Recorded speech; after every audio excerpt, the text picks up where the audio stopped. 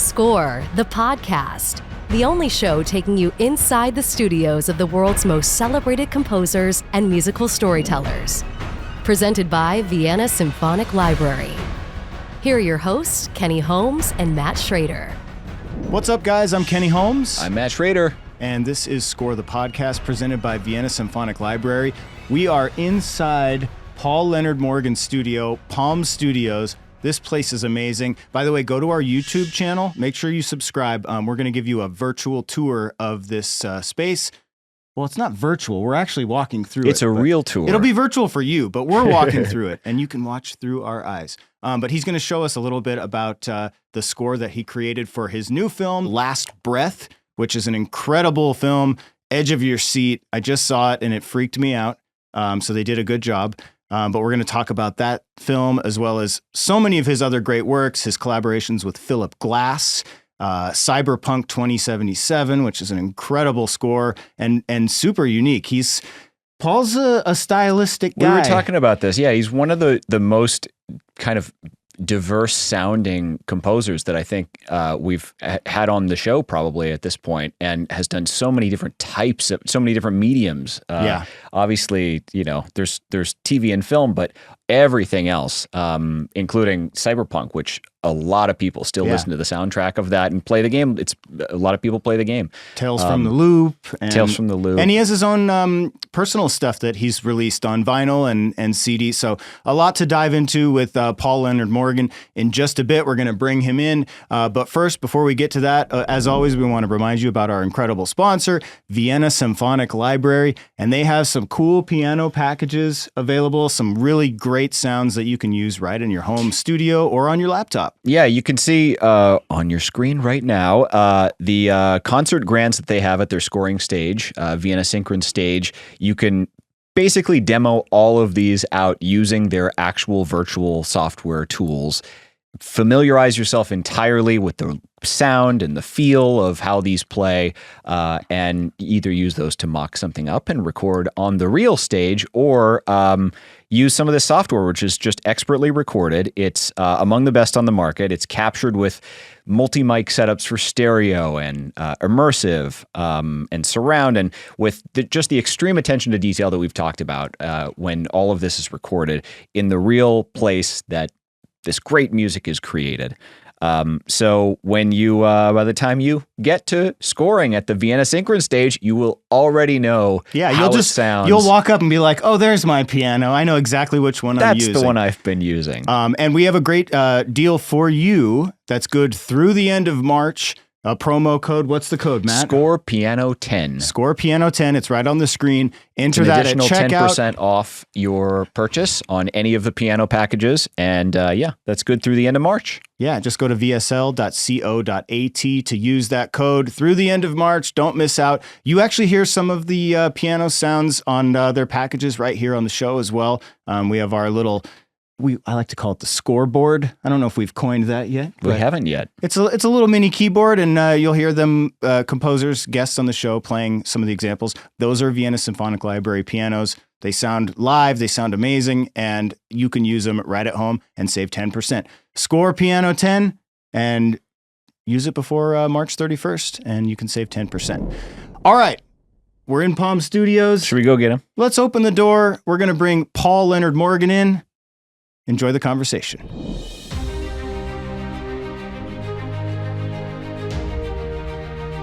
Well, we are so excited to be here today with Paul Leonard-Morgan in your beautiful studio here. Do you have a name for the studio? The Palm Studio. The Palm. Yeah. Singular. P-A-L-M. So is there only one outside? I'm not... What's the background of the name? Well, the rest burnt down, but no, it's Paul and Andy Leonard-Morgan, my wife. Oh! And everyone goes like, oh, it's so Californian. It's not a tree. Okay. Right. But then on every single credit that you see in all these like piano records at Palm Studios, they're just like, wow, where's this amazing studio? And then you go through the other room and that's where the piano is. So... Well, thank you so much for having us here. What an amazing space. A big movie out right now. I saw it last night, The Last Breath. It's not just a clever name. I don't think I took a breath after the start of the film. Let's talk a little bit about the excitement of the release and kind of there's an interesting backstory here too, where you scored the documentary of this film or the story several years ago. But walk us through kind of the one of history the kind this. of weirdest things that I think we've encountered, which is being involved in both the real story and then the kind of, slightly fictionalized probably version that just has a few things for narrative reasons. Well, what's even weirder was the fact that I'm just back from New York, where the premiere was 2 nights ago, which is why I have virtually no voice. But I was there and I met the divers. So the film is based on these 3 divers who do sat diving. So they go literally a mile below the sea level. They're down on the seabed, kind of fixing oil rigs or cables or stuff like that. So you have a boat on the main massive boat, and then connected to that is like this submersible which houses 3 people for a month, and you go down for a month and you can't come back up because it's so high pressured. So they go down, and then one person goes out through the bottom of that submersible that goes onto the seabed. And the film is about this guy, a true story, a Scottish diver who was stuck on the seabed, and then all the systems went down on all the boats and he was stuck on the seabed, and they had to cut his cord because he was getting stuck. So he was down on the bottom of the seabed with no oxygen whatsoever. And I met 2 of the 3 divers, because obviously, well, no spoilers. But I met 2 of the 3 divers at the premiere, and they were going, this is really weird for us because we've had a documentary made on us. And also they're now meeting Woody and Simu and Finn and stuff. So they're like, this is a very surreal night. It's got to be a bizarre thing to all of a sudden just be doing your job, and then Woody Harrelson's playing you doing your job all of a sudden. I mean, who would be playing you? That is a good question. People used to Audience has to say tell. used to say Josh Hartnett all the time, but I don't see it. Yeah, Brad's gone now. But I'll take no it. Mr. Pitt. Yeah. Well, I'll take Brad. So in terms of the music, this is an interesting one, as Matt mentioned, because you scored both the doc and the feature. Obviously, when you're scoring a documentary, you're using real footage, you're using the actual real story. So, generally with a composer, you don't want to get too fictional in terms of enhancing things that maybe don't need to be enhanced. But when you go to the feature version, like, you are there to enhance. So how would you characterize the difference? I guess it's a different type of enhance, but for each style, each medium. I mean, you are right, but I think the thing about, if you look at documentaries as a whole, forget about Last Breath for a minute. So I work with a filmmaker called Errol Morris a lot. Errol's Great, phenomenal, one of the legends. But Errol uses music in a very different way, which is, I've done kind of 7 or 8 films with him, and music drives his documentaries the entire way through. And so he mixes it so loud, and a lot of the time the mixers are like, the dialogue, he's like, no, I want music driving this. So a lot of documentary people make space for the dialogue, so it's quite music. There's a lot of space in it underneath where it is. Errol drives it the whole way. So you go to Last Breath, the documentary was very music-led. It was about enhancing the emotion of this. It wasn't a typical documentary. So it was really, I say filmic, I mean, what's film music? It's music that goes with a film. But it was very cinematic in its style without, I hate signposting. They're sad, they're happy. I hate that. So it's much more for me about themes, melodies, motifs, stuff that goes underneath. You go to the film, and one of the first things that Alex, the director, and I said was, what is this film about? Forget about the documentary, because this is completely different. Obviously, it's Hollywoodized. Is it an action film, or is it about the emotion of these divers stuck on the floor going, have we lost our best mate or not? Because totally different approaches, yeah. Yeah. And it took a while, I'm not going to lie, because it is different. It is a thriller. It is action. But what we realized halfway through was, it was feeling a bit cheesy when it was overly dramatized. So it stripped out so much of it. And then we started having discussions about what sound cuts through water. How can we use breath? How can we use the sound of metal in it? Stuff. So then you don't know what sound design, what's music. And suddenly I just started finding my niche in it. I was like, right, this is the sound. This is what I want. And it suddenly became much more edge of your seat rather than action thriller. The interesting thing that I thought about watching the feature, and we won't get too spoily. Sure. By the way, it's a 90-minute film, but I felt like I was there for 15 minutes, and I was sweating in my hands. If you have a fear of the depths of the ocean, it does its work for sure. But there's almost like a cold open in the film where you see a scene from later in the film to start it. So instead of just the family starting in their house and beginning from point A, you kind of get a little bit of a teaser into what you're going to see, but you're not quite sure what you're seeing, but it looks scary. It was an interesting approach to making a film like this. So, again, without going into too many details, if you start a film with here's a bunch of characters, oh, isn't life good? La la la la la. It's a typical Hollywood film. Mm-hmm. Whereas if you start it with there's cards that come up saying this is the most dangerous job in the world. These divers are 2,000 feet, whatever, below sea level.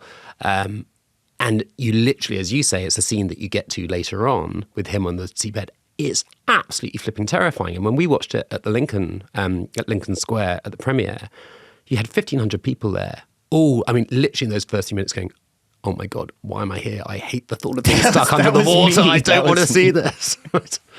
But no, it's a really cool way. And then when you see that scene that is teased in the open, immediately my brain was like, now we're at present time. Like, here we go. Yeah. And it was really effective.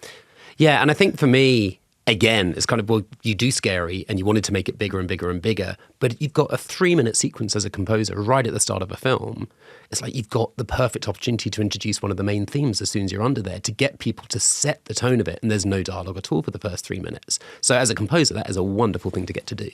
Well, and we're talking about in the ocean. It's dead silent down there when they're, obviously they can speak and you hear the radios and stuff, but you have a lot of space to play in here, whether you choose to completely strip everything out and make you feel completely isolated in the theater or write some cues. What was your approach to spotting this film? It seems like it could have went in a million different directions. Yeah, and it doesn't. I think we treated it with, there are kind of 3 main vibes of it. There's one, the main boat above sea level sits this huge, huge boat, which is out for, say, kind of a month at a time. They've got all the supplies. It's the North Sea. I don't know what the equivalent would be in the States, but it's like so wavy. Imagine you have the Malibu waves times by God knows whatever. You're struggling to keep that boat afloat as it is. So it's huge. You've got the sounds of the engines, this massive takeoff. You get a sense of the scale of this boat. And then you kind of go, okay. And then the little submersible, they're all in there, hyper-pressurized. And then that submersible goes down and down and down and down. And we were kind of like, well, imagine. And there was an accident actually while this film was being shot of that submarine that was crushed because of the pressurized stuff. Right.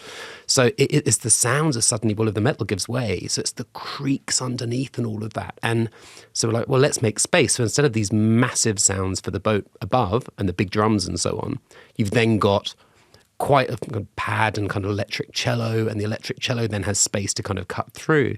And then you've got even more when it's just that one diver on the seabed. And then the sound of that, everything else just drops away, and it is literally just the cello playing the motif by itself. So it's this combination of sounds and working out how much space to give. You mentioned some of the textures that were you actually out recording them yourself? Is that something you did? It was. Yeah, he was going, why? Because it sounded really bad. You should have got a pro doing that. No, it's very cool. But talk to me a little bit about what you were recording and whether that was just kind of like a fishing expedition, you're not sure what you're going to get, or if it much more concrete and you knew that this was going to result in a certain feel or sound or something that you could play with. So you've never got any idea how anything is going to turn out when you start a soundtrack. And I say soundtrack specifically because I do lots of other stuff. But the soundtracks, when you go, it's like, well, what's your intellectual idea with this? I want to achieve X, Y, Z. And whether that is, for example, with this, I'm like, right, what can we sample that is connected to water? And it doesn't have to be used in the end, but it's just to help me as a composer start getting on the world to make something unique for this soundtrack. And lots of composers do it so much better than me, like as far as they have these fantastic ideas and follow through with it. Half the time I'm quite lazy and just go, well, that was a great idea, but I can't be bothered. But with this, I was like, no, I'm going to do this. So yeah, went down to Malibu, went to some stranger's random yacht that I saw, kind of swam out there, took a little mic that one of my friends had given me and just literally connected it up to his thing and just recorded myself hitting the side of it. It was about 6 p.m. at night and the sun was coming down. There was no one else around. So just like with your knuckles? No, I had a knuckle. I had a little metal pole that I'd taken with me. And again, you're going into the sea. I was wearing a wetsuit. It's fucking freezing. But all these people are going, what the hell is he doing? So you're trying to be subtle because it's someone else's boat. And literally I just hit the side of this boat. I was like, ding, ding, ding. And you hit in different places. And no alarms went off. But you hit it in different places and you get a different tone. I was like, that's quite interesting. So I was sampling that, recording that. But then this weird thing happened. That there's a little drip that came off it. And I was like, oh, now imagine you're in the middle of the sea. You getting that? Sorry. Oh, no, I think I have the cue. I wanted to play it. Oh, sorry. What's the cue name? The main one is probably the opening one. Okay. Not the Deep Sea, but the second one. Okay. It's been a year. I'm trying to remember the names of them. But yeah, so basically, it had a sound of a drip, and I was like, God, that's really cool. And you're in the water in your wetsuit, and you're still hearing this little drip kind of thing. But anyway, so I got all of this stuff, came back. The sounds of the tapping was awesome. So I made loads of percussion with that, which we'll get later on. And I was like, right, this is great. You detune it, you make samples from it. And I was like, actually, this could really work. And you layer that against things, and suddenly it's not cheesy drums, because that's my pet hate, is stuff that dates in 6 seconds. Mm-hmm. What I want is something that's unique. And so by suddenly using percussion, which you haven't heard before, it's like, it's connected, but you don't know why it's connected, but it's kind of cool. So with the drip, it just sounded like shit. You know, you got waves kind of slashing against it, but it was still quite this cool sound. So I sampled, you guys call it a faucet, a tap, you know, drip, drip. And it was all right. It was still a bit shit. So I was kind of like detuning that, and it still sounded like a little person playing as a kid, kind of going, doo, doo, doo, doo, doo, doo, doo. So not right for the soundtrack. So I started mucking around with it, and I put it through some of my kind of mod synths, and then I ended up putting it through the vocoder that's over there. And I was like, oh, that's quite interesting. And suddenly it didn't sound like a dripping tap, it sounded like something else. So I was like, okay, yeah, but that's too electronic. So you start playing with it, and then you layer it up against the Nord keyboard that's there. I had a sound on that I made. And suddenly that is the main tune. So no one is going to know that it's a dripping tap. So you feel like Until now. But you feel like a total dick to an extent, because it's like, well, no one cares. But it's like subliminally, it's the thing that stops it sounding like, here's the sound coming out of the Box 101, as opposed to, oh, there's something a bit different about that. And I don't know whether that is something just in my head, kind of going, yeah, it's different, or whether people actually notice that when they hear it. I don't know. So when you play it for the director, is the first thing out of your mouth, you know, that's water? Or do you wait? You know, I recorded that. When do you break that news? I tend to do it afterwards. I think it feels like a bit of a sales tactic if you do it before, because then they're just like, you'll love this. And it'll either go one of two ways. It'll be like, wow, he's completely off his head and amazing, or yeah, that's not what I was envisaging. I was envisaging my big orchestra. It's like, we're going to have a big orchestra as well, but this is the main theme. So yeah, I tend to do it afterwards. And if they like it, I'll tell them what it is. And if they don't like it, I'll just kind of go, okay, interesting, moving on. Is this something that with every, because we went through and listened to a bunch of your scores, and they couldn't be more different. I mean, you always get something. It's quite refreshing, actually. Yeah. You always get something unique. But I'm wondering, when you get on a project, do you look for something that you can do unique like that? Or is this something that you set out to do? Like, let me go out and record my own palette of sounds. No. I mean, because I'm not. So I used to produce bands. I'm classically trained. I studied at the Royal Scottish Academy of Music and Drama, the Conservatoire, as it's called now. So I know what I'm doing, but I'm not one of these audio incredible people that kind of go, I mean, even you setting up mics here, it's like testing. I'm just like, oh, it sounds good. It's fine. I'll do something with it. And I think this is everyone's disappointment when they see my process. It's just like, well, you know, he's put it onto his computer and now he's putting reverbs on and delays and this and that. And that's all cool. But doesn't he EQ it? And doesn't he do that? It's like, no, because I'm shit. But by the time you actually hear it together, it is what is in my head. And what is in my head, because I'm classically trained but work with bands, you realize, I was talking to someone about this the other day, that you have a preconceived notion of what other people's experiences are.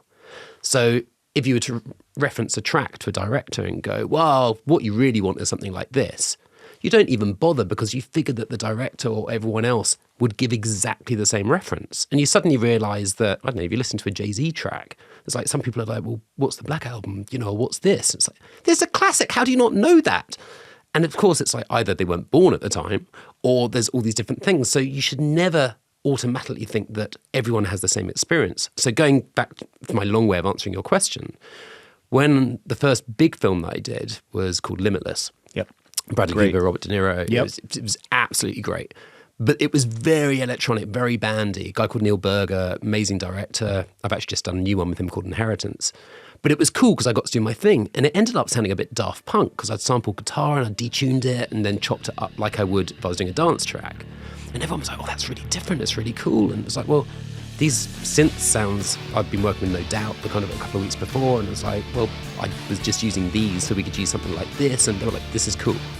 And it suddenly gave me, again, that whole joint experience thing of, well, that person doesn't have the same experience that I have. Not composer or director, just other people that you just listen to it and go, that's cool. So the next film that I did was called Dredd. And this is the answer to your question, because I was working with Alex Garland, and Alex Garland had been working with various people. And it was his suggestion, which came from someone else, was like, oh, listen to the Justin Bieber slowed down 8,000%. Not because we want a rip-off of it, but it's this really interesting technique. Yeah. And so I went and did some research. There's this thing called Paulstretch, and you can feed in anything. You can feed in me talking, you talking, a sound of a violin string, anything. If you detune anything by 8,000%, A, it takes up all of your hard drive space, but also it goes like, some of it sounds awful.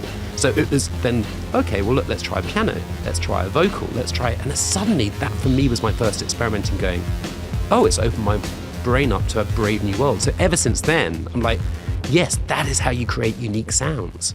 I want to ask you a little bit about, I have quite a few questions that I want to ask, but I want to go back to kind of your background upbringing, your first kind of, your initiation to music. I understand your mom was a music teacher. Yep.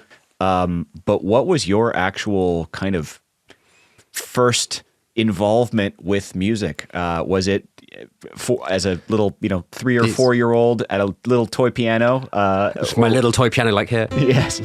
But like, where did that start, and where did it kind of click for you? Where did you realize, oh, I'm actually enjoying this? Because usually those aren't the same point.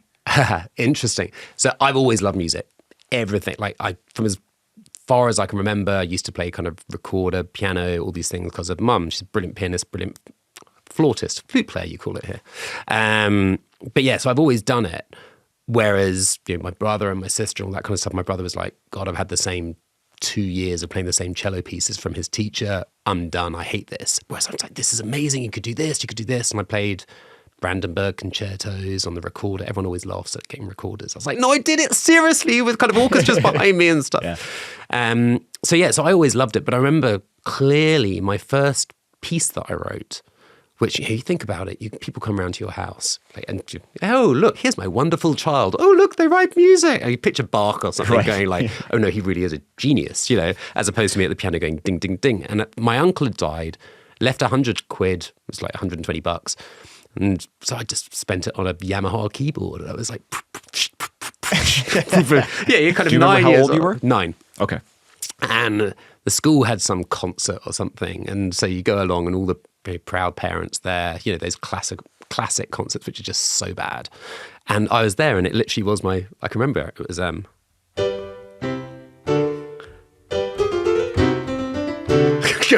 it was literally like that, but picture the beat behind it. Yeah. And then end it with the fill. And that was it. And everyone's like, oh, isn't he good? Isn't he good? But then I was like, oh, this is really cool. And so I genuinely started writing stuff. I wasn't that good at piano, but I started writing some stuff, and then I was getting better at piano and this. And then when I was at school, not college, but school, I was 17 and I was writing loads of stuff. And I just knew that I wanted to write music. I'd always done it. I'd be literally lying on beaches, arranging songs from, I don't know, Curtis Mayfield to Andrew Lloyd Webber. I don't know why. I was a total geek. I would take manuscript paper and I'd be writing down all the tunes just, I guess, to test myself. Like, I could do this and arrange this. And I did a theatre production at school. All this kind of stuff. But I just love music, of all styles. So yeah, from 9 years old was pretty much when it happened. And was your mom, you mentioned your siblings, were you the oldest or youngest? Middle. That's why, please like me. Please. Are they musical as well, your siblings? As I say, so Scott, my eldest brother, he was really good actually. He did trumpet and cello, but you've got to have the right teacher. You've got to have the right passion. I had mum, poor thing. And then kind of when I was 13, it's like, right, you go off to school and get someone else and all this kind of stuff. But if you don't have the right person that actually gets you, you don't know what a career in music is. It could be performing, it could be writing, it could be so many things. But if you're not given that guidance to begin with, so he was bored, my sister was bored. But for me, as I say, I was like, oh my God, I could do this. And everyone that I was surrounded with just always like, oh God, he's really got something. And you kind of go, yeah, whatever. But you've got to have that support from people. What was the step into, wow, my son is good at this and he's playing for the family and for school, versus now it's moving in towards like this could be a career? English teacher at school, 17. You got to, in the UK, you change school at 18. So at 17, you got to be working out where you want to go. And me and these two other people at school, a guy called Ben Castle, brilliant saxophone player. His dad was a guy called Roy Castle that presented a show in the UK called Record Breakers. And he would be kind of an incredible tap dancer, entertainer. I think he tap danced with, might have been Sinatra or someone. It was utterly brilliant. So him and this singer called Narina Palo, the three of us were studying music. And I remember this day the teacher was like, so why are you guys here? You know, you're never going to make it. No one makes it in music. And the three of us would go like, aren't we studying music? This is kind of weird. So the English teacher said, right, you know, you should go there, you should go there, you should go there. And he said to me, it's like, well, you write music. You know, you're not a performer like Ben was a saxophone player and Arena was a singer. So he said, there's this place, the Conservatoire in Scotland, and I'm Scottish. I don't sound it, but I'm Scottish and probably moved down to the UK and then moved down to London and then went back up to Scotland after. So he was like, well, head on back, go there. You got all your family up there. They got a brand new course. There's reasons why people are saying it's a good thing. So I was like, all right, I'll go up there. It wasn't to study film music, it was to study composition. And my amazing teacher, Sir Jimmy McMillan, he's a very famous composer in the UK. He taught me what I would say classical composition. I had someone else teach me kind of orchestration, and I was suddenly getting into Bernstein and Prelude, Fugue and riffs, and I was like, oh, that's quite funky. Oh, that's quite cool. And they didn't really like the fact then that I wrote melodies. It's like, well, melodies not really the damn thing. You know, we play kind of clusters on the keyboard. And I was like, well, I like writing melodies. And I wrote clarinet concertos and this and that. And then when I was there, I got then to know bands like Belle and Sebastian and Mogwai, because Scotland just had this fantastic music scene, particularly in Glasgow.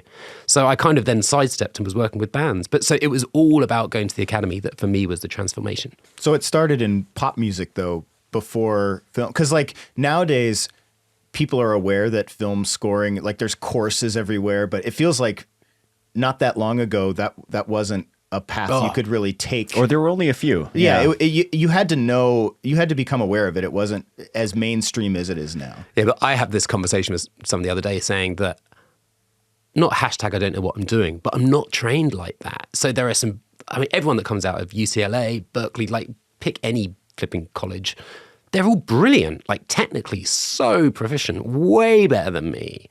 But there's always something, well, not always, but a lot of the time there's something missing, which is melody. It's the heart. It's something that really, for me, is the thing that drives film music. And I remember, like, for me, the thing that got me into it was The Mission. Like hearing Gabrielle's oboe, that piece there, it was no Morricone. It was just, oh my God, you could do that with film. It was never like a obsession for me, kind of writing film music. I was working with bands, and then, as I say, was doing my concertos. And then this filmmaker said, hey, do you want to have a go at my film? Because I like the fact that you work with this band here. And I was like, oh, sure. How do I do this?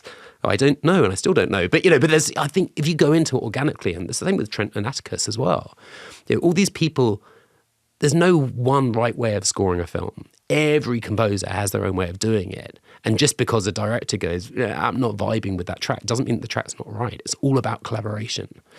And I think that for me is the wonderful thing, when instead of just sitting straight at the keyboard or however you write and going, I'm going to start writing a tune, it's like watch it a couple of times, switch it off, and then just go and live and breathe in your head what you emotionally felt from watching that film. Go and write some stuff and then just start laying it against picture rather than trying to get every single hit point to begin with.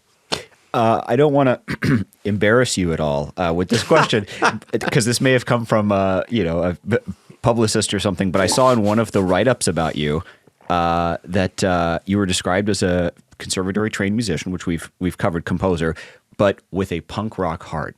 And I was curious. I have a punk rock heart. Oh, I like that. No, I don't know who wrote that, but I like that. Okay, but I was you didn't write that for yourself. Whether that were you punk rock as a teenager at all? Was there something in you that fits that mold? The irony of this is not until I was 18. Okay, and then like for me, my brother was the one that was getting kicked out of home, and everyone not home school. You know, all these kind of things. For me, I was the middle child.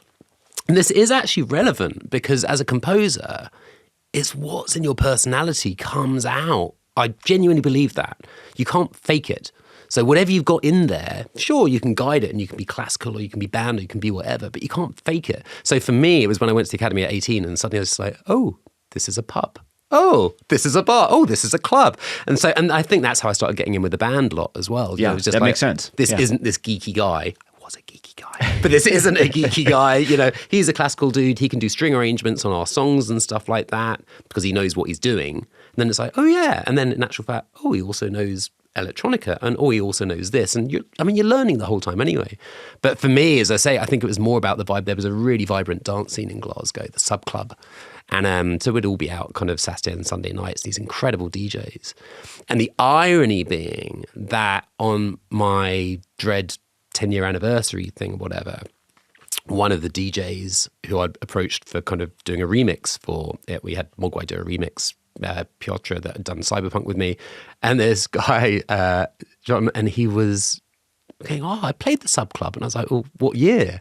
And it turns out I'd been at the Sub Club listening to him DJ all those years ago, and I was like, oh, no way. It all reconnects.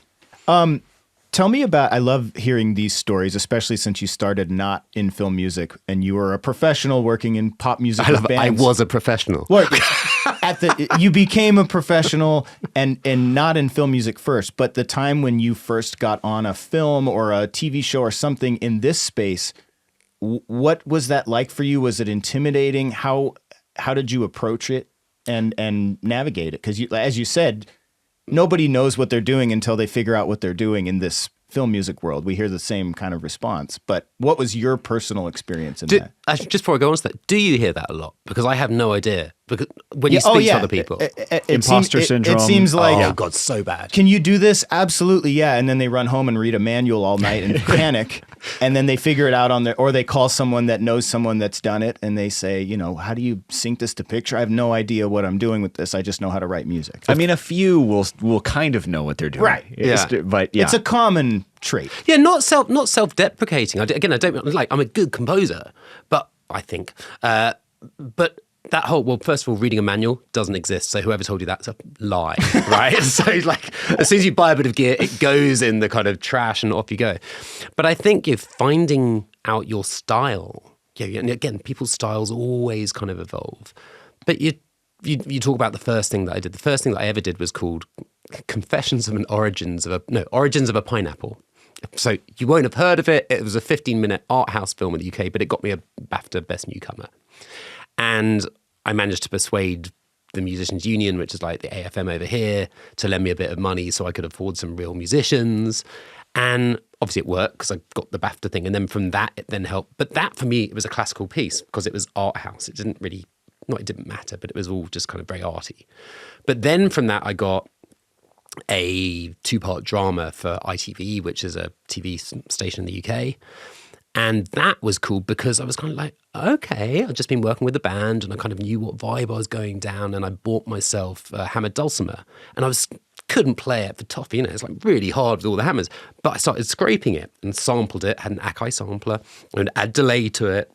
And it was this really then original piece.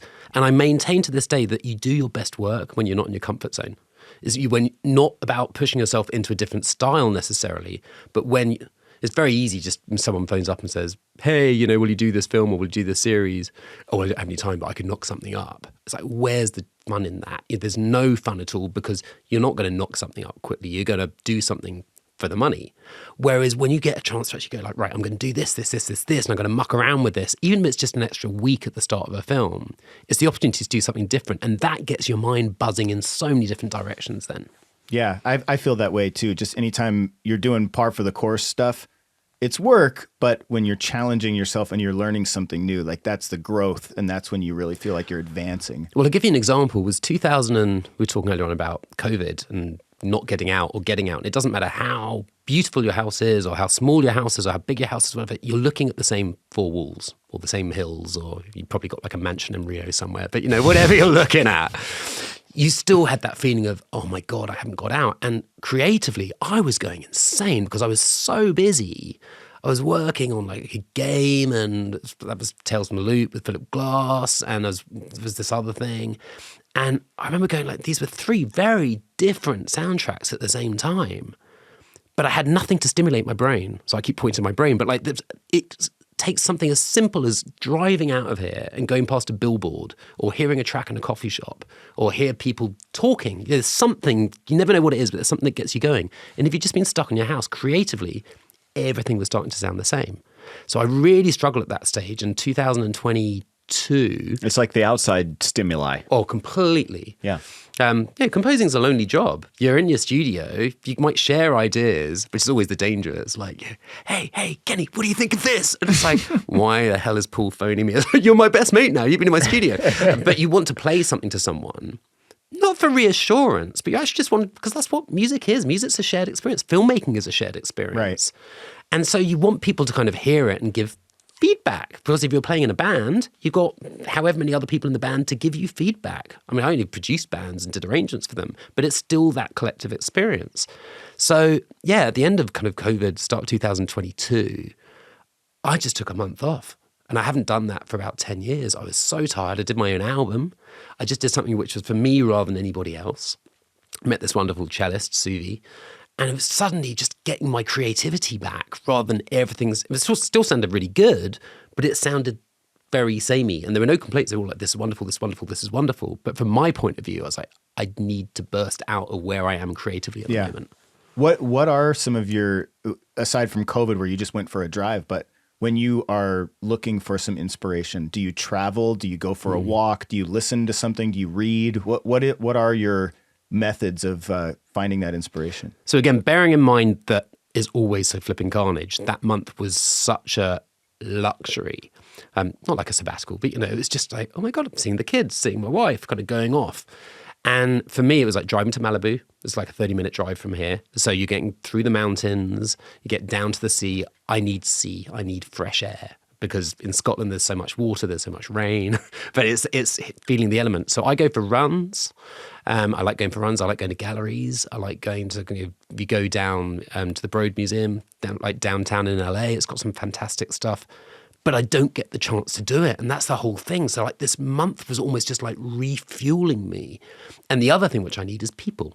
And as I say, like having just come back from the Last Breath premiere, my wife's going like, you're the only person I know that can be away for 2 days doing hardcore partying and press and everything else and come back with more energy than you left. She said it would kill me. And I need people to recharge me. And it's when you stand in front of an orchestra, you feel the energy coming from them. You're in a mix room with your mixer. Wherever that energy comes from, we need that as creatives to kind of get us going. I know there are some people that just need to be locked in their room and not speak to anybody. I'm the opposite. I need to kind of do my work. I need to do my composition, come up with the ideas. And then I need to feel the energy from the performers that I get on it, because that really gets me going. Do you conduct? Yeah, always. Was that something that you had to get trained on? Did you figure it out? Like, how did that come into play? Or was that something you learned in conservatory? You would not have asked that question if you've ever seen me conduct. No, when I was at the conservatoire, I conducted my concertos and stuff like that. Absolutely not trained. And there was a person there, Cecilia, she taught me a little bit kind of thing. But in general, it was a kind of wave your arms in the air like you just don't care. But then suddenly I was working with the BBC Scottish National Orchestra, who absolutely incredible. And I had a 10 one-hour episode series, which I got to use them for. So I was like, well, this is awesome. And it was awesome because my composition teacher said to me, look, you're going to be shitting yourself. You're going to be standing up in front of them going like, oh my God, what I was going to say, was that intimidating? I mean, that's a big... Do you know what? It's not intimidating. I don't get intimidated by people. I get intimidated by talent sometimes, like going, wow, they are absolutely phenomenal. Again, imposter syndrome that we spoke about. Yeah. And I stood in front of them, and John Maxwell Geddes, may he rest in peace, but he said to me, he was my other composition teacher, and he said to me, right, what you need to do is write a cluster somewhere. So you got like, do, do, do, do, do, do, do, all those notes playing together, which no one, like even the most genius, could hear which notes were playing if you omitted one. And he said, just write a wrong note. And so you're going to know what note it is. Make yourself a little note, because it's the brass that are going to screw you over. They're the ones that are going to judge you. They're the ones that are really, and it's true. Brass and percussion are always the ones that screw you over in the orchestra. Not like playing wise, but just like, oh yeah, because they're the extroverts. String players are very introverted a lot of the time, but brass and percussion, that's oh my interesting. God. So yeah, so I stood up there. And like, you let them go for maybe kind of, let's start with this cue, do one, then you do another cue, and they're going like, who's this guy? He's like 23, standing there in front of us with a baton. And so I did it. And sure enough, it worked a treat. It's like, guys, stop. Is someone playing a B flat in this cluster? And they're like, oh my God, what is this? And from that moment, it was absolutely fine. I felt good. They were kind of laughing a bit, and you kind of got their respect. And I told them afterwards, and then they were just like, okay, whatever, you win. But from that moment, I've never felt nervous in front of an orchestra. And again, it's the energy. But I think sometimes with film music specifically, my execs go mad because they're just like, come and stand back in the control room. I'm like, no, I trust Jason or Rupert, whoever's mixing or whoever's engineering. I trust them implicitly. That's why you use them. So they're my extra pair of ears. And you've got if I'm using an orchestrator or you've got a music editor, they're listening for good takes. But I know you get a feeling straight off if that is the take. I need to cover bars 8 to 24, whatever. So I'd much rather be in front of them because also it's quicker just to go, guys, can you just play it like this rather than hang on. Finger on button, translate, conductor translates them, whatever. It frustrates me. Yeah, I can see that. I wanted to ask you about Philip Glass, because here you are working with No Doubt and Mogwai, but then the contrast of Philip Glass is unbelievable. He's a legend. How did that connection first happen? And you guys have worked on a number of projects together, and the music is phenomenal. I blackmailed him. I had some dirt. Yeah. Yeah. Well, actually, do you know what? The funny thing is when you say, "Oh, you work with this person or work with this person," and again, sometimes it's a string arrangement, sometimes it's having in-depth involvement in bands. Again, I just like doing stuff. But Philip is obviously such an incredible composer, such an incredible human being, so generous in spirit, but also one of the few, inverted commas, when I say classical composers, concert composers, that have a very similar brain in the sense that he loves working with remixers, he loves working with bands, he loves working with orchestras, he works with every single weird instrument out. It's that music is music thing. Doesn't matter where the music comes from, so long as it's something interesting. And I think that is something so important about being true to what you write. Going back to my album that I wrote 2 years ago, whatever. As a creative let out, instead of writing for someone and trying to, when I was starting out, I was like trying to predict what people wanted. It's like, oh, I wonder if the director will like this, or I wonder if the director will like this. And, you play a tune and kind of go, you're trying to second guess what they want. Screw it, because it's not about a job, it's about a collaboration. So again, there's not one way of doing it. So this is a way of answering the Philip question, because Philip, I think it was a thing called Tales from the Loop.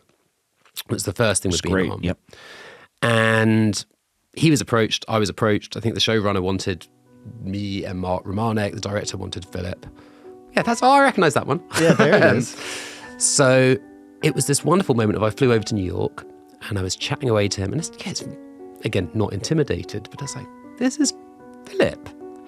And he's like, oh, Paul, heard so much about you. Come on in. And went and had a cup of tea with him. And we were just talking about music and in general, music. And he'd studied my music. And he was talking about history of Scotland. Bizarrely enough, that one that I was talking about recording the Scottish orchestra for. And he was like, I adored that. You write some of the best melodies I've ever heard. And I was like, oh, keep going. I might have a big ego, but you can just do it. It's fine. And he said, it's absolutely wonderful. And he said, why did you do this chordally? And he literally looked me in the eye. He's handing me the cup of tea. I can picture his kitchen so clearly. He's like, handing me the cup of tea. He's going, but why did you do this? You've ruined your music. And I was like, what are you talking about? He goes over to YouTube, which still blows my mind. He's researched me.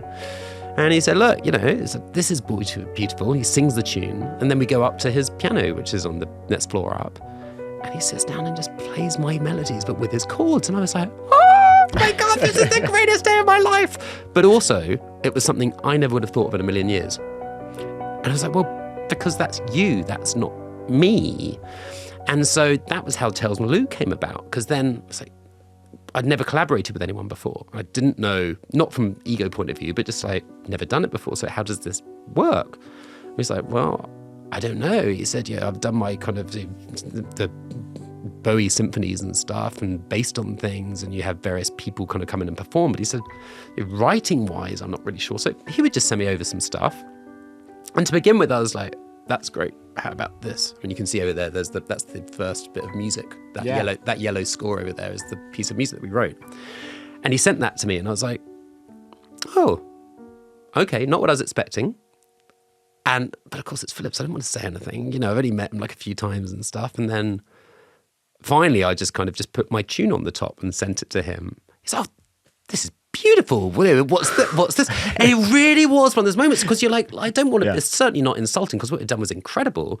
But by this stage now, this is 21, I think it was or something, I'd done a lot of film work and a lot of TV work. And I kind of not know what I'm doing, but I'm starting to learn, okay. I'm not sure that that's suitable for what they're talking about. So I put on this tune instead, and he's like, that's absolutely great. And then he sends it back and was like, look, I changed this bit underneath it. What do you think? And I was like, oh, I like where this is going. You suddenly get that So buzz. that's how the collaboration comes together. And that's what you're talking about. If you tried to write what you thought he wanted, then it wouldn't have blown his mind and been like, wow, I never thought of that. So you were bringing your collaboration to it instead of trying to do what he would have done. It's kind of sharpening both of you through the process. Absolutely. Can I just say, I don't think I blew his mind, but he was like, but no, it really was like that. But you've got to be, when you're producing bands and someone does a bad, I keep on going back to the bands thing, but when people do a bad vocal, you never say, oh, let's just do another one. You never laugh at people, A, because you're a dick, but B, because you're trying to encourage and get the best out of them. So you're never going to get that by saying, I saw an interview with someone the other day about 4 no's. They never say no to if you've got another writer in the room. Because it's like, even though it might be an awful idea, and they probably know it's an awful idea, you've got to get the conversation started somewhere. And if you've said 4 no's, you shut them down to such a place that they're not going to say, how about this? And you never know when that how about this is the thing that's going to take over. It's like improv, the yes and. Actually, yeah. You never negate something. You just build on it. It may not be the perfect one there, but you yes and to whenever you find some gold. And you get the laughs at the end on the improv. Exactly. Yeah. But I don't, but people get their laughs on the improv. So in the same way that Philip and I think you're being very respectful to each other. But then, I think I got to episode 2 and then that's when it was like, nailed it. We know where we're going. This is all cool. And I felt then that I could say that. And Jim, his manager, said to me, it's funny, he said, people don't say no to him. Not in a kind of no as far as like, I can do this, I can do that. But they're always so pussyfooting around. It's just like, just speak to him like another collaborator, like another artist. So so it was great. And then we did the Pigeon Tunnel with Errol Morris. That was all cool. Did a thing called the Green Belt. Yeah, it's nice because then when you get the shorthand going, it's like, I know what he means by this and he knows what I mean by that. And you just start sending stuff back and forth, which still, again, I find such a weird way of working. I mean, a bit like the Postal Service, like the band, when it's kind of back and forth. That was why they were called that. Here, I'm sending you a thing in a tape. Yep. Here you go. Now I'll go and do that. I'll send it back. It's like, that is wild. Whereas now you're downloading instruments in the morning when you get in. Oh, hey, such and such in the UK. It's just changed massively, hasn't it? You mentioned Errol Morris a little bit earlier and just now too, and I wanted to ask you, because that was also, I think, part of this Philip Glass connection. He has worked with Philip. You have worked with Philip. You have worked with Errol. Is that why?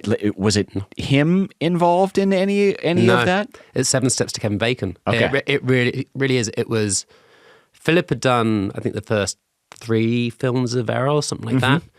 And Thin Blue Line, which he got the Oscar for, and then Philip had been off doing The Hours, I think, or something like that. But again, Philip doesn't actually do that much film music. Right. He's kind of like, well, look, this is me, and if you like me, then this is what I do. And this is what I do. I mean, his style is so versatile. But, operas, this, that. But yeah, so he had done that, and then there was a film that he couldn't do for Errol. And then I'd been asked to write some music for this next film. It was called The Known Unknown. And Danny Elfman scored it in the end. But I'd done a few cues and then didn't get the film. And so then about a year later, I was called by someone saying, hey, did you write this cue? And I was like, I vaguely recognize, you write so much music. So I vaguely recognize this. It sounds kind of like me, but... And turns out that Stephen, Errol's editor, had used it in a little film that he was doing. He loved it and they wanted to license it. And so I was just like, yeah, that is me. They're like, it sounds like Philip, but it's not Philip, but it's this. So I guess this was in my early days of trying to crib everybody kind of thing, sorry, Philip, please don't sue me. But yeah, I'd done it. So he used me because he was like, okay, well, actually, this is really good. And it was a thing called Wormwood, which was a really cool Netflix series, 6-parter on mind control. And that was my first thing that I was doing. But then while they parked that because they were trying to work out whether it was a film or a series, he did another film. Errol did a film called The B-Side.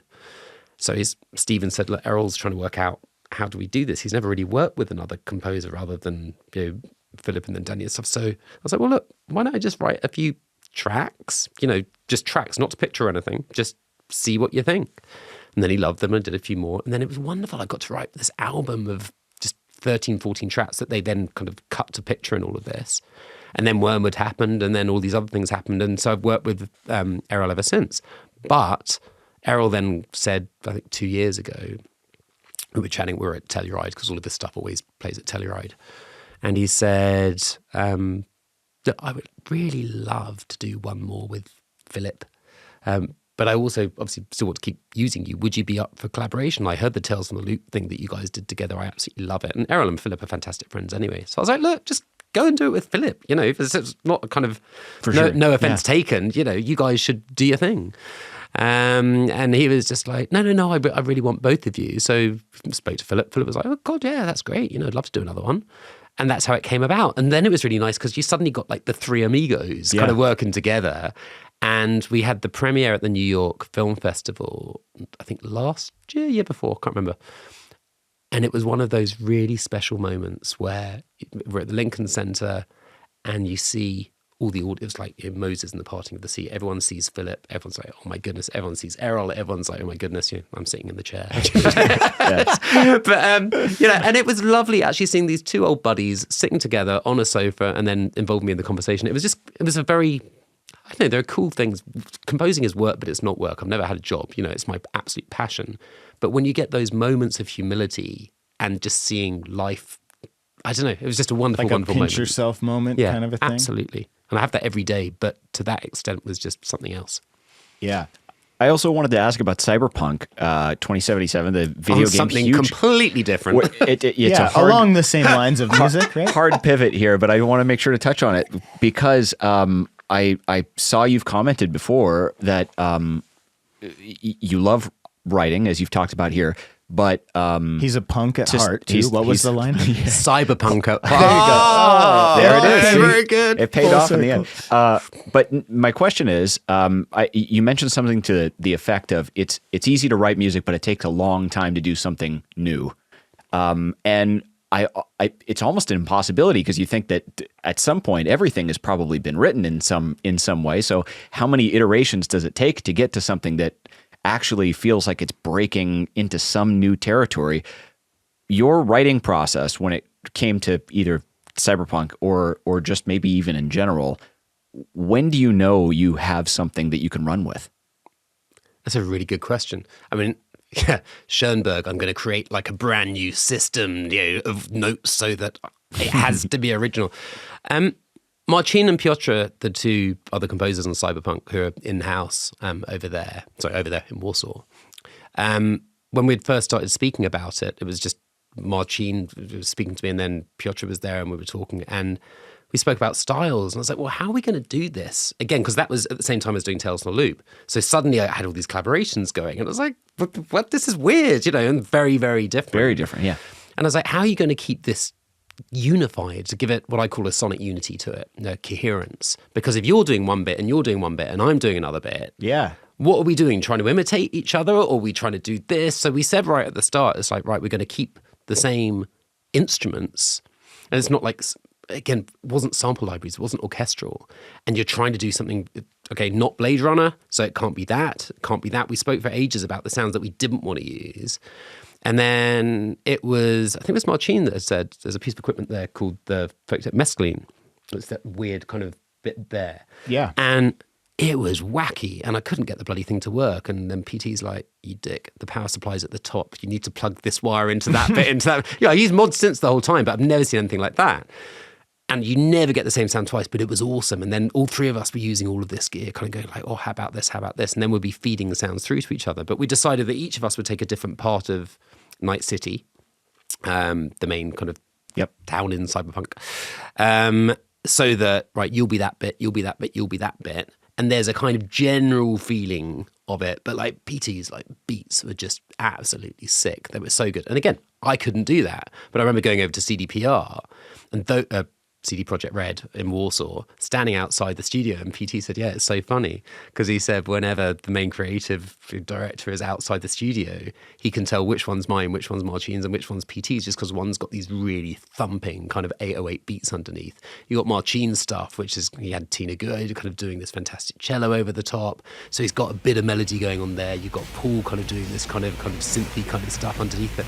He said it was really weird, so even though we couldn't necessarily tell whose was whose, all these other people were like, oh, that's blah, blah, that's blah, and that's blah. And correctly. Yeah, mostly, wow. yeah. I remember when that game had a huge hype around it. And then I think there was like an issue with the download or something, and everyone was like, we need this game. It was one of the most anticipated games that I can remember. Yeah, it was pretty tight. It was it took about a year, I think, afterwards. There was some issues with it, I think. And again, you're kind of doing your thing, and for music, all you can do is one of so many elements in a game. I'm doing a game at the moment, and it's just like you start off and you're coming up with the sounds, but they're sending you some graphics to look at, and I go like, the head's walking off in this direction, the body's going off in that direction. Right. Yeah, that'll be fixed by not Cyberpunk, but just any game. It's like right, that'll be fixed by then. This is to give you an idea. And they said, you see that, I don't know, ice cream that's in the hand. I said, why am I going to ice cream? But you see the ice cream that's in the hand, that's actually going to be a bow and arrow, or whatever. You're like, all right, well, why is you sticking an ice cream? Because it's really easy to have in the hand, whatever it is. So the graphics change massively.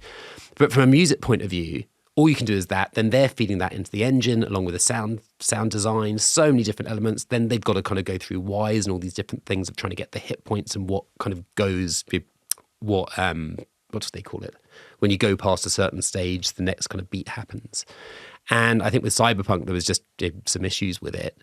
But the thing was, now you look at it and how well it's done. And it's absolutely iconic. And it's just those things of like, things take time, and it's a git with games, isn't it? Because people are hyped, and it's like, well, if you don't get it out now, then you've lost your audience. Right. So it's like, you've got to release things at some time. And I think that's the difference between games and film. Yeah.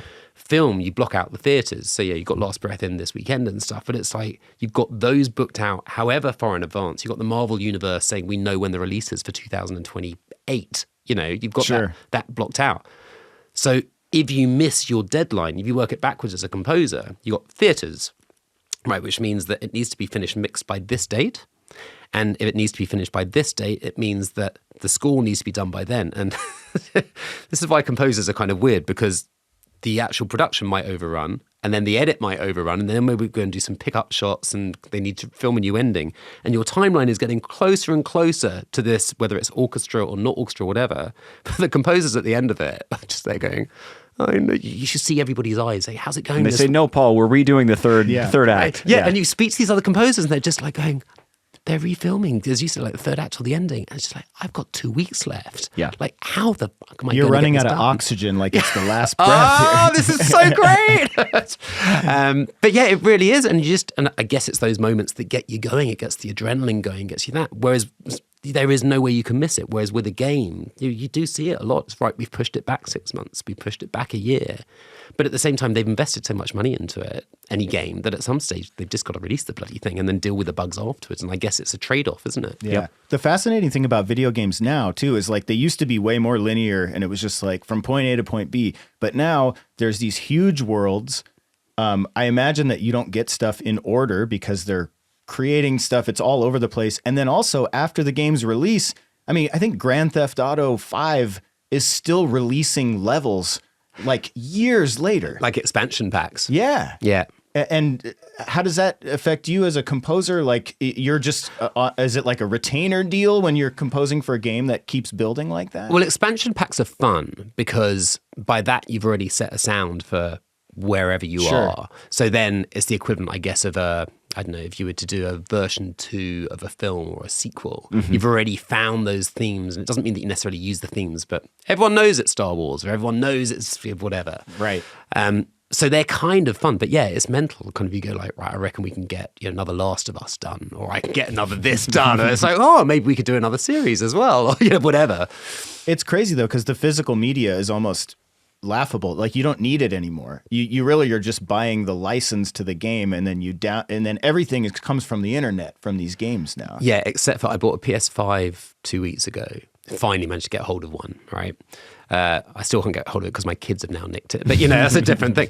But yeah, the first thing you do is download a 200 gig game. And it's like, all right, I'll see you in 2026. Yeah, no, I know. You have to buy the system at night and then set it for tomorrow morning. You can play it. But what's quite nice is they give you the options of music. Would you like some of the music from the game while we're downloading it? I can't remember what game it was, but I'd never seen it. That's cool. Yeah. Right. So instead of going, PS5 says, oh, yeah, do you want to log into Spotify or do you want to do this, whatever? It actually gave me the option of listening to some of the game. And it was just like a menu thing for 3 minutes.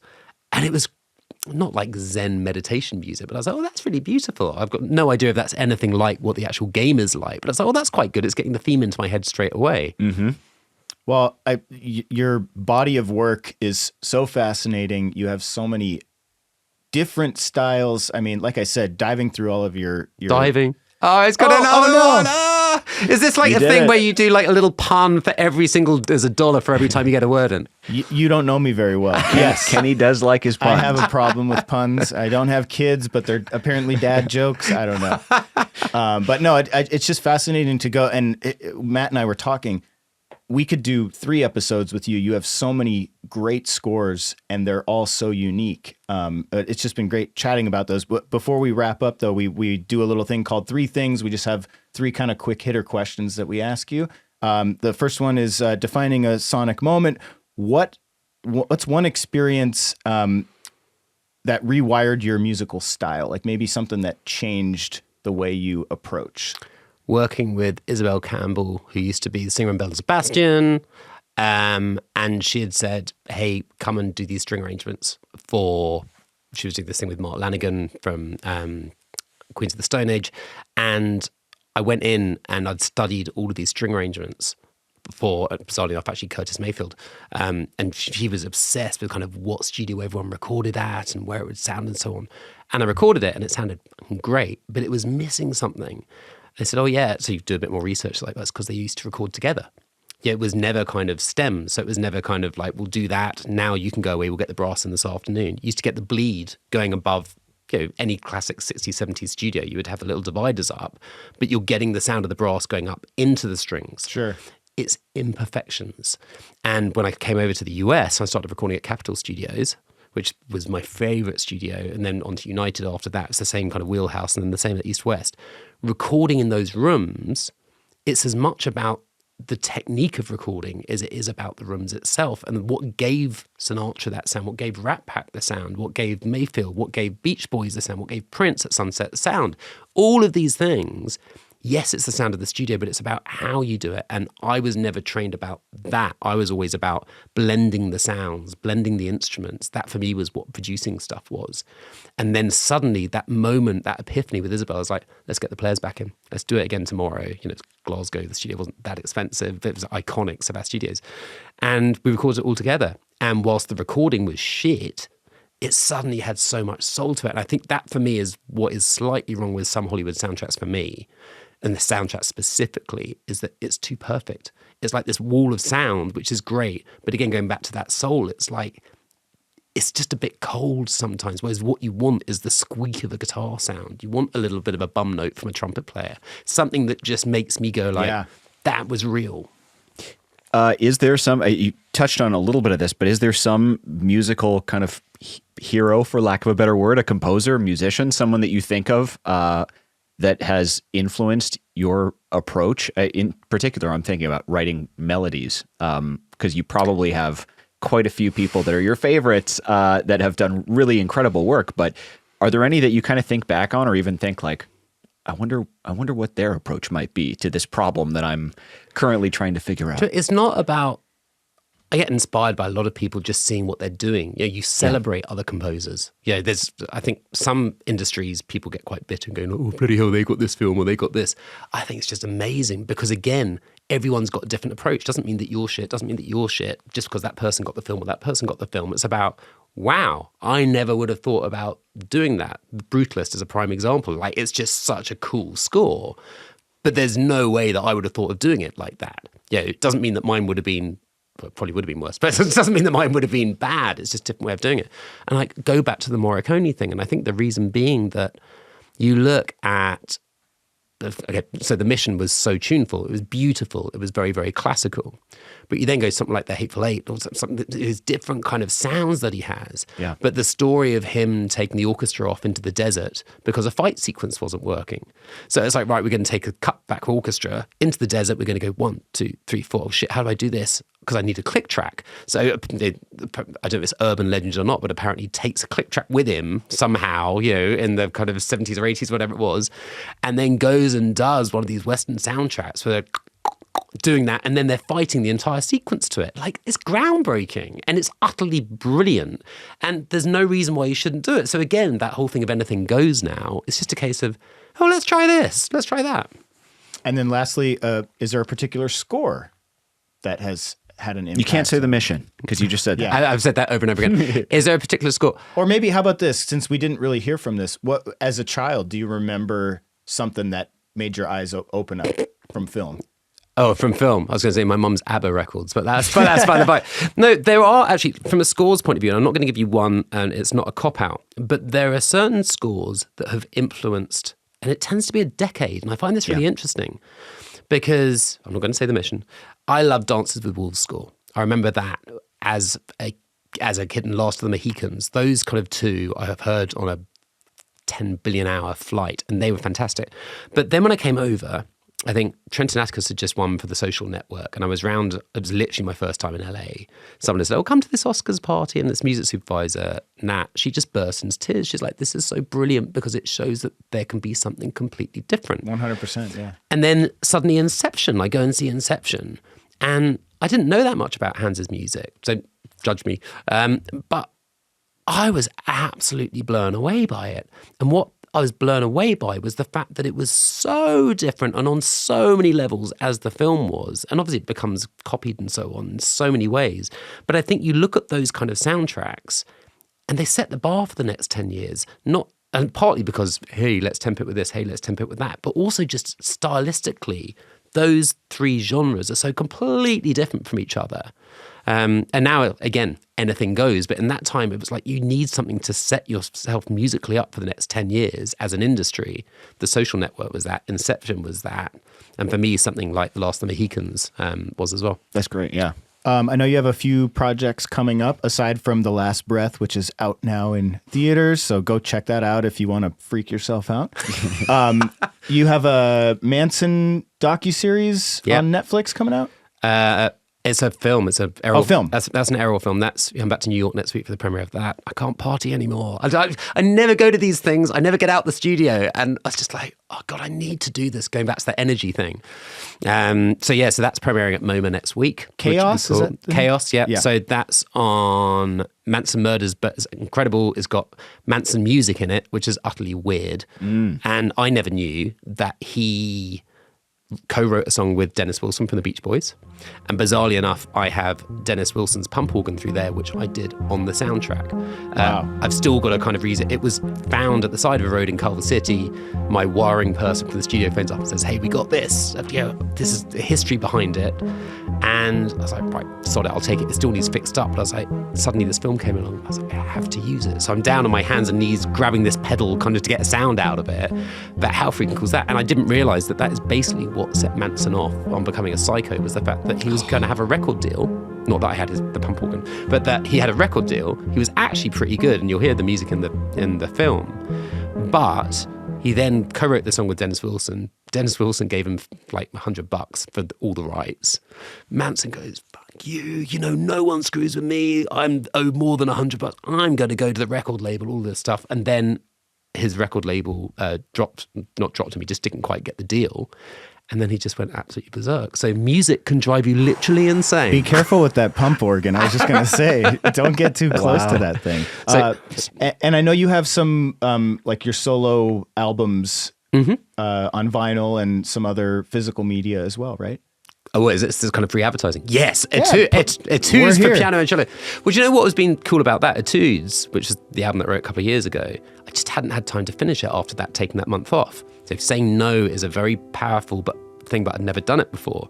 So I was like, okay, I've said it for a month, but I need to do a film now, or this or that. And what was wonderful about it was Suvi, the cellist, started doing some live things just with my piano backing because I couldn't get out of the studio. And I was like, well, we'll get to release this and I'll mix it properly and we'll record it properly. But it was literally almost like recording some demos that she'd done of what I'd written. And suddenly these dancers from everywhere started dancing to it. This fantastic dancer, Keaton Lear, who's one of the principals of the Toronto Ballet, had done it. Then San Fran ballet dancers started dancing to it. And dancers just started, it was literally piano and cello. And then I was doing some electronica remixes of it, which I'm actually about to release in about a month.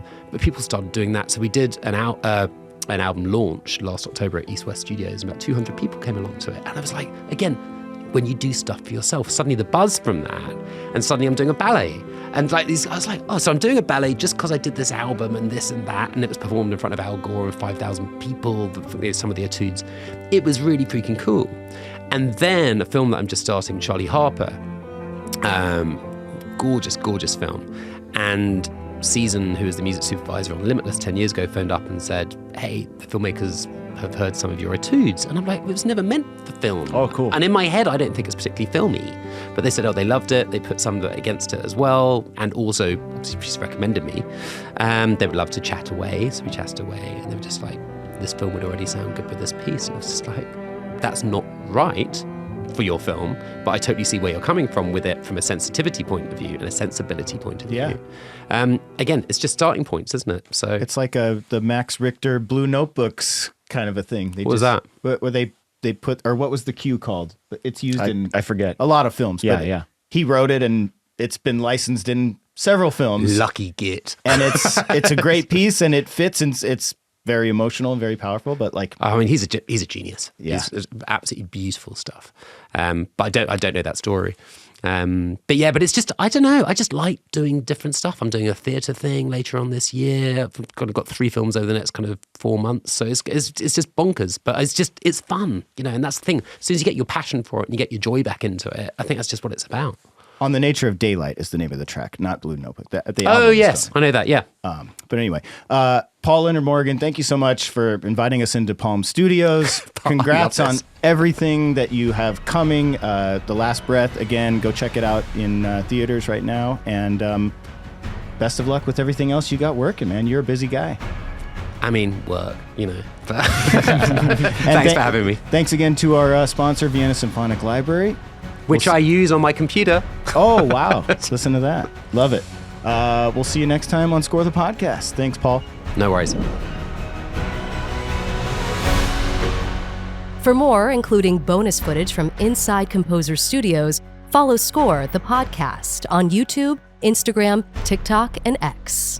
This season of Score the Podcast is presented by Vienna Symphonic Library, used by many of the composers featured right here on the show. If you're looking for high-quality, sample-based virtual instruments to elevate your craft or unlock the creative potential of your music, Vienna Symphonic Library has the tools you need all in one place with the Synchron Series. Recorded on Stage A of the Vienna Synchron Stage, the Synchron Series features every orchestral instrument, pianos, choir, so much more, while innovating to create an intuitive, fully customizable software suite that puts you in control of everything you create. These are real instruments recorded and engineered by the same people recording scores for some of your favorite films and TV shows: Netflix, Disney, Marvel, Lucasfilm, Amazon, HBO, so many more. And with their flagship Synchron duality strings, you get both the large ensemble on Stage A and the small ensemble on the drier Stage B, performing simultaneously so you can blend to create your very own unique sound. Our listeners are using it. Our guests on the show are using it. Matt and I are even using it. We're using it too. The best of Vienna, the city of music at your fingertips. You want to hear what VSL can do? Listen after this message for a demo of Alan Silvestri's Forrest Gump theme. It sounds so good, YouTube probably copyright flagged it. And that's all I got to say about that. Or check out the items yourself at vsl.co.at.